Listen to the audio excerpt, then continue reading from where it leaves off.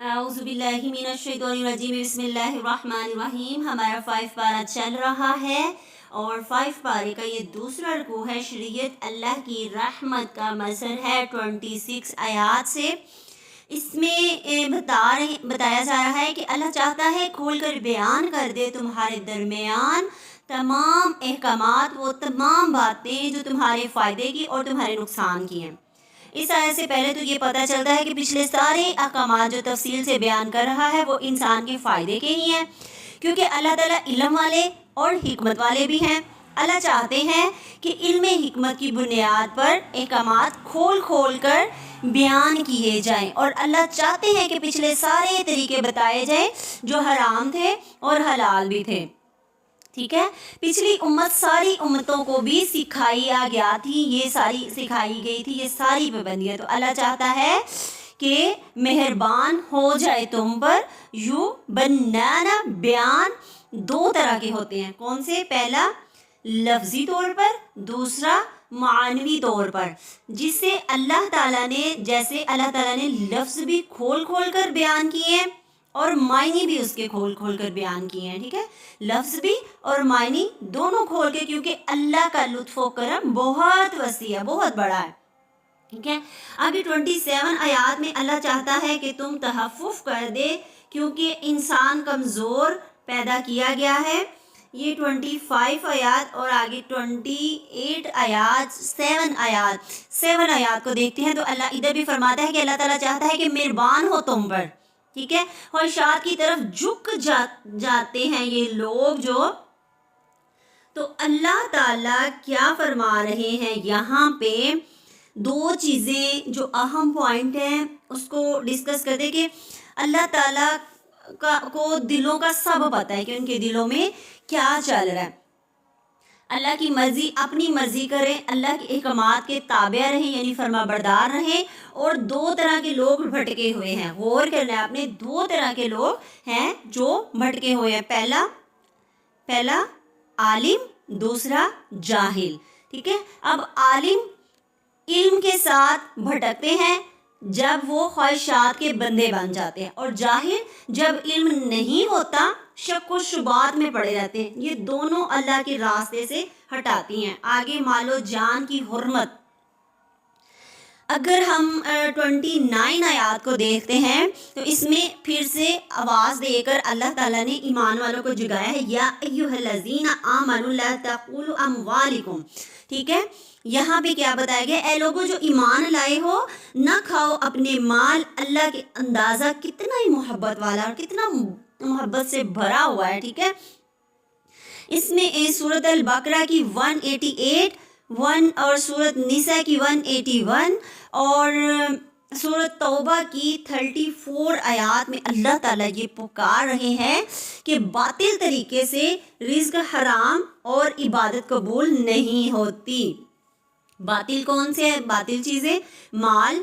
کھانے سے مراد اپنی ملکیت نہ بناؤ ناحق طریقہ، وہ طریقہ جو ناجائز ہے جسے شریعت نے حرام کیا، جیسے چوری، غدب یعنی غبن.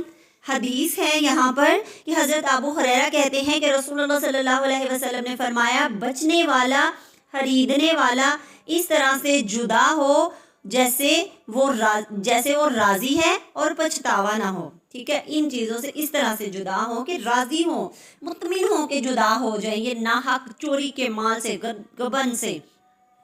اور ایک اور حدیث میں ہے کہ جو شخص قسم کھا کر کسی کا مال ہڑپ لیتا ہے تو اللہ اس کے لیے دوزخ واجب کرتا ہے، جنت حرام ہو جاتی ہے. یہ مسلم کی حدیث تھی.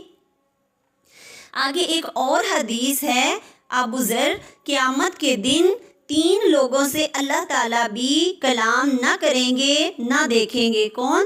جو اپنا پاجامہ یعنی تہمت ٹخنوں سے نیچے کرتے ہیں، اور احسان جتانے والے، اور جھوٹی قسم کھا کر اپنا مال بیچنے والے. ان سے اللہ رب العزت کلام بھی نہیں کرے گا. ٹھیک ہے، اور یہاں پہ 29 آیت ہے نا جو اس میں الفاظ ہے وَلَا تَقْتُلُوا أَنفُسَكُمْ، ٹھیک ہے، کہ نہ قتل کرو اپنے نفسوں کو۔ یہاں پہ بخاری کی حدیث ہے کہ جس نے خودکشی کی وہ قیامت کے دن تک جیتا رہے گا اور مرتا رہے گا، ٹھیک ہے۔ اور 13 آیات میں جو ظلم و زیادتی سے یہ انجام دے گا وہ آگ میں ہی رہے گا، اور یہ بات اللہ بہت آسانی کے ساتھ سمجھا چکا ہے۔ اس میں اہم ترین آپ کو جو پوائنٹس ہیں ان ساری آیات میں وہ یہ بتا دوں کہ علم ہمیں دین شروع سے ایک ہی رہا ہے، شریعتیں مختلف رہی ہیں، ٹھیک ہے، دین ایک ہی ہے، شریعتیں مختلف تھیں، یعنی طریقہ کار چینج ہوتے گئے۔ اور اس میں بھی سب سے اہم جو بات ہے نا وہ یہ ہے کہ علم کے لیے استاد اور کتاب سے رشتہ مضبوط کرنا ہوگا، ٹھیک ہے۔ آگے 31 آیت، بڑے گناہوں سے بچو، چھوٹے گناہ معاف کر دیے جائیں گے۔ سبحان اللہ، بڑے گناہوں سے بچیں گے نا تو چھوٹے چھوٹے خود ہی معاف کر دے گا اللہ تعالیٰ، ٹھیک ہے۔ اور کیسے؟ دین پر عمل کر کے۔ تب نہیں کرتے ہم جب شک میں پڑے ہوتے ہیں، ٹھیک ہے، تب ہم عمل نہیں کرتے، تو اپنے دل میں شک کو نہیں آنے دینا، ٹھیک ہے۔ اہم ترین یہ ہے کہ صدقہ زیادہ سے زیادہ دیں تاکہ ہمارے مال پاک رہیں۔ گناہوں کی 2 اقسام ہیں، گناہ کبیرہ، گناہ صغیرہ۔ اللہ کی نافرمانی اور گستاخی کے اعتبار سے ہر گناہ بڑا ہے۔ جس نے اللہ کی نافرمانی اور گستاخی کی، یہ کیا ہے؟ یہ سب سے بڑا گناہ ہے، ٹھیک ہے۔ سو حسد سے بھی بچنا ہے ہم نے، تو حسد سے بچنے کی دعا بھی آپ کو میں شیئر کر دوں گی انشاءاللہ۔ 31 آیات کو دیکھتے ہیں تو عام حکم ہے اگر تم بچتے رہو گے، سامنے والے کو خطاب ہے بڑے گناہوں سے بچو، ٹھیک ہے۔ یہاں پہ بھی آپ کو بتائے گا بڑے گناہوں سے بچو گے تو چھوٹے معاف کر دیے۔ بڑے گناہ ہر وہ گناہ جس پر حد جاری ہوتی ہے، یعنی زنا، چوری، شراب، قتل، جھوٹی قسمیں، وہ گناہ، جھوٹ، ٹھیک ہے، کذب، یعنی وہ گناہ جس پر جہنم کی وعید آئی ہو کہ یہ کرو گے تو آگ میں ڈال دیے جاؤ گے، یہ کون سے ہیں؟ کبیرہ گناہ۔ وہ گناہ جس پر اللہ اور اس کے رسول نے لعنت کی ہو، یہ بڑے گناہ تھے، ٹھیک ہے۔ کبیرہ جس پر حد مقرر ہے، جس پر قرآن و حدیث میں وعید لعنت آئی ہے، وہ احکامات جن کی حرمت اللہ اور رسول اللہ صلی اللہ علیہ وسلم نے واضح کر دی ہے، ٹھیک ہے۔ ہلاک کرنے والے گناہ کون سے ہیں؟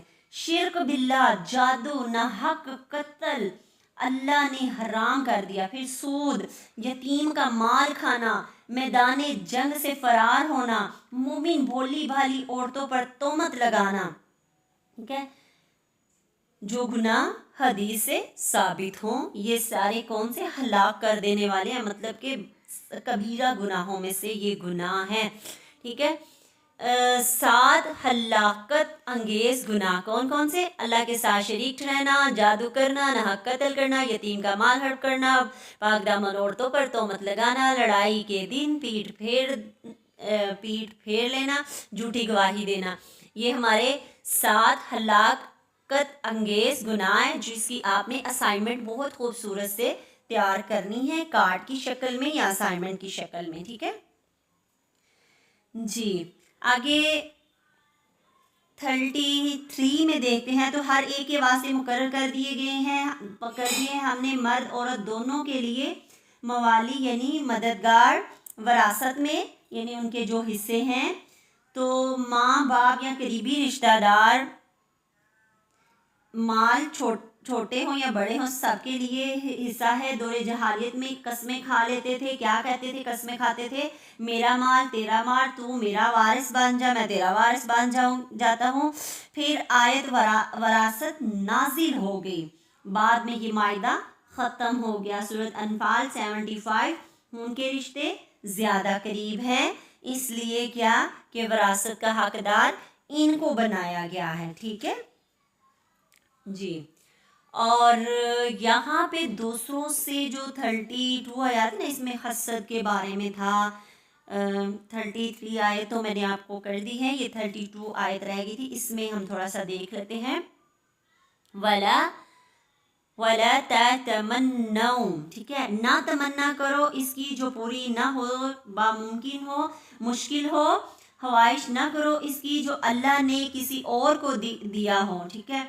मिसाल किसी की बीवी अच्छी है, मेरी वो होती तो क्या बात होती, ठीक है।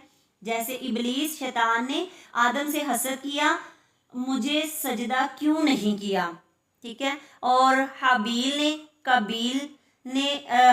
को कबील ने हसद की वजह से कत्ल कर दिया कि मेरे भाई की कुर्बानी कबूल हो गई, मेरी क्यों कबूल नहीं हुई, ठीक है। तो दूसरों से हसद मत करो। मर्द औरत बनने की और औरत मर्द बनने की ख्वाहिश हो, काश मैं मर्द होती, और मर्द कहते काश मैं औरत होती और मेरा ये सारा कुछ होता और वो मेरा ये सारा कुछ होता, ठीक है।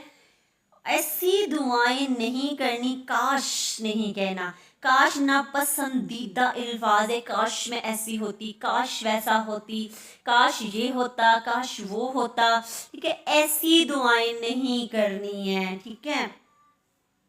और फिर मुशाहबत करना, वैसे ही लानत है इस अल्फाज पे कि मर्द औरत जैसी, औरत मर्द जैसा बनने की ख्वाहिश करे, ठीक है। तो ये मुशाहबत हो गई उन जैसी, तो इस पे क्या किया गया है, इस पे लानत की गई है, ठीक है। अल्लाह के यहाँ दर्जों की बुनियाद है, जैसे मेहनत, लगन, काम, कोशिश करनी है, ठीक है। और जैसे औरत घर बैठे तो ऐसा तरीके से उसको वो दर्जा कमा सकती है हर तरीके से, ठीक है। तो ये सारी चीज़ें थी जो कि हमने सीखी। हसद से हमने बचना है, हसद की ज़्यादा से ज़्यादा हमने दुआएं पढ़नी है। आपको 32 में हसद के हवाले से बता दिया है कि काश नहीं कहना, काश ना पसंदीदा अल्फाज है, ठीक है। जन्नत अल्लाह की रहमत है, ठीक है। कबाइर से बचने वालों को, यानी कबीरा गुनाहों से बचने वालों को मिलेगी, ठीक है। तो मर्द को फजीलत है जिस्मानी, यानी एक दर्जा ऊपर की।